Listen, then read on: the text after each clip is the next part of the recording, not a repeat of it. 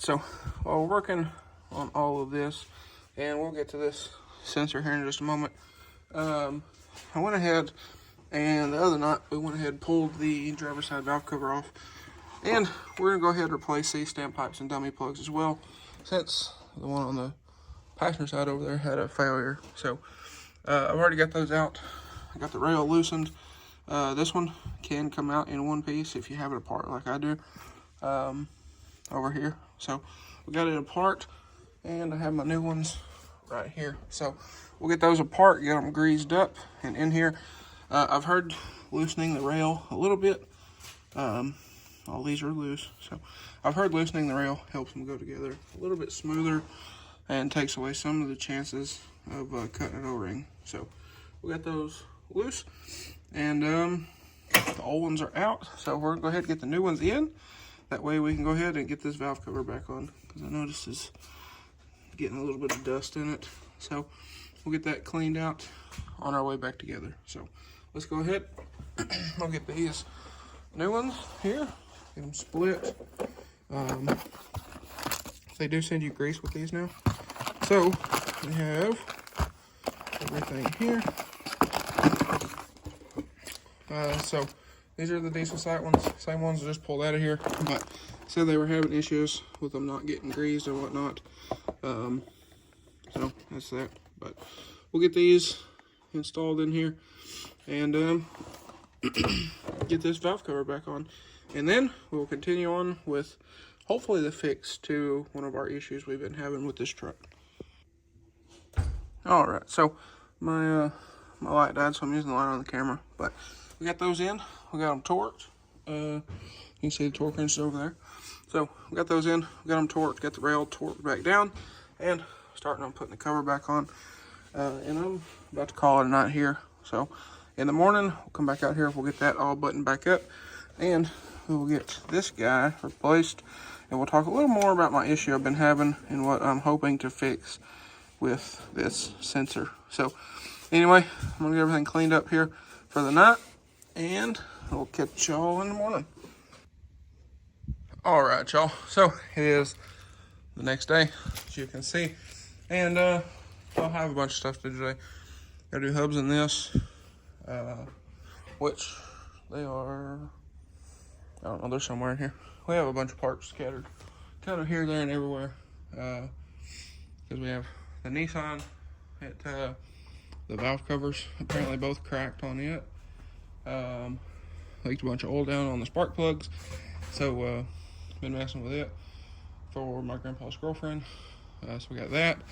We have hubs on this guy, because like I said, I'm going to Dallas at 2 a.m. in the morning tonight.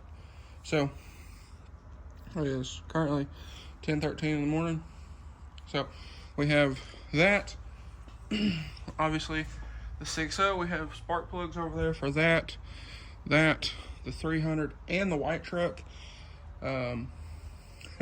So it's we got a lot going on, but nonetheless, we have here my new sensor for the 6.0 behind me, our new intake air temp sensor. If you need a part number, there you go. So I believe this is going to be a fix for one of our issues. I apologize for the background noise. The neighbor over here is getting gravel delivered today, but like I said, I'm hoping that this will fix our issue that I've been having with the truck. So ever since the truck has been done with the motor build, when it rains, it only does it when it rains, it will kind of, you know, bounce on the RPMs. It'll high idle, and it just does a bunch of weird stuff. I'll see if I have a clip. If I do, I'll put it in here, right here. But it goes into limp mode. The wrench light on the dash comes on, and it's very sporadic. So it'll reduce power, but you can go a little ways, and it'll come back, and it might go back away, and you know, whatever. So it does that. Fuel mileage goes to crap. let's see what else. It'll do the weird, like, bouncy idle thing. It's not like it had a giant cam in it. So it'll do that, and sometimes you can shut the truck off for like 10 minutes and start it right back up. The wrench light goes away, and sometimes it'll be fine from then on, and sometimes it'll come back. But you can shut it off and turn it right back on, and it'll go away for a minute. You drive a little bit, and it'll come back. So, like I said, I'm hoping that this guy here will solve that issue. So I figured while we had the truck apart, doing the oil cooler, the regulator return, the injector, O-ring, which Holders, I got a message from Holders. They shipped out my injector yesterday and hoping it'll be here tomorrow. So if that's the case, I'll either put it back I'll put it in when I get back from Texas, or my grandpa may do it because he will be here working on some stuff. Have some stuff to sandblast. We need to do my oil filter housing, which is right there. We're gonna powder coat it, and I have a bunch of stuff right here for a buddy of mine. We have his intake tube over there, and his valve cover, which is getting the same purple. And then his girlfriend, we have a, I don't know if y'all can see it, it's right here. It's like a metal butterfly for like a garden piece. So we're gonna powder coat all that the same color. So figured he's going to sandblast while I am in Texas. I'm picking up some stuff for the powder coat setup and for the business. So that's kind of that. But he's gonna work on that. I believe what we talked about. He's gonna work on that while I'm down there, and then depending on how that goes, he may work on this. I don't know, but nonetheless, we got this guy in. So I'm going to throw this in, and y'all stay tuned, and we will see what's the deal. So I'm gonna get at it here, and see if we can get this thing a little more together today. The plan is I have to tidy up some of the regulated return stuff. Obviously, I have this guy here. Our new diesel side standpipes and dummy plugs, which these won't go in the passenger side until the injector's in and it starts to go back together. I've already got the driver's side done, so I need to get the valve cover over here all the way back on. I just put it on, stuck a couple bolts in it. So it was kind of sealed up. But today I'm gonna work on getting the turbo and everything else kind of around the oil cooler housing back in and back together. Because the cooler housing, or the filter housing, bolts in pretty simple now that we don't have the fuel bowl. Also, let me hop down off here. So we have we already chopped the housing, got this cleaned out. There was some dust landed in this, but got this cleaned out this morning.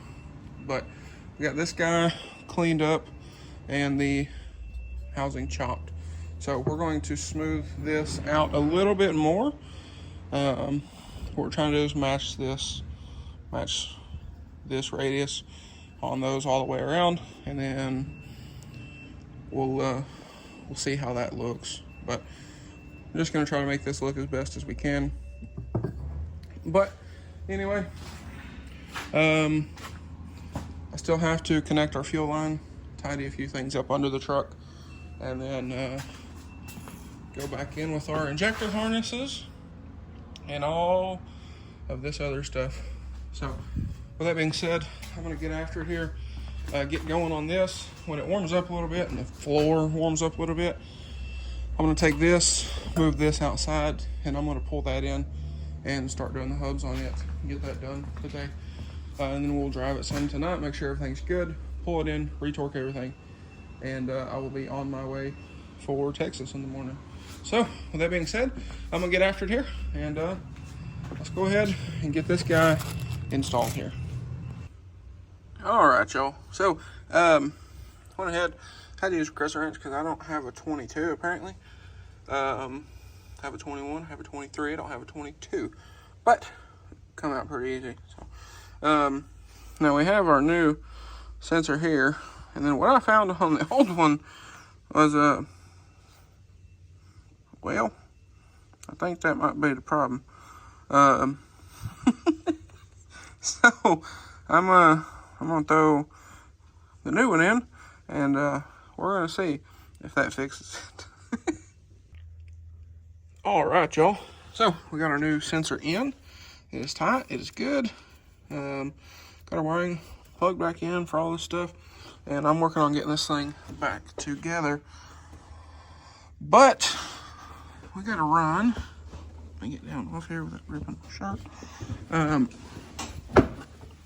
We got to run to Conway, to the old Harbor Freight. We're gonna pick up. I'm gonna buy me a cordless ratchet finally, electric ratchet, I guess. And we're gonna buy a belt sander, get that thing all prepped and ready for powder coat. So, with that being said, guys, I believe that's going to be a wrap for this one. So, I figured I'd make this video in case anyone has had the same issues that I've had. And we're gonna see if this will work. So, I'll keep y'all updated, and well, y'all stay tuned. So, I gotta get, what I gotta do? I gotta move some stuff around. We gotta get those back in here. When we get back, I'm gonna slap the turbo on this thing, and maybe some of the piping, but we'll do that. That's not even noon yet, so that's nice. Then after I can get some stuff back in this, where we can move this stuff out of the way, we'll get this pulled up in here and start doing the hubs and stuff on it, because I got to do that today as well. So, all right, y'all. So we are at the good old Harbor Freight. I'm gonna leave that open because my grandpa's got some stuff. But anyway, we got what we needed. So we'll head back to the house. I need to clean this thing out at some point, but we're gonna head back to the house and I'm gonna get back to work. But anyway, that's gonna be a wrap for this one. So if y'all enjoyed today's video or found it helpful, please drop a like and comment down below. Smash that subscribe button. Thanks for watching, guys, and I hope everybody has a great day.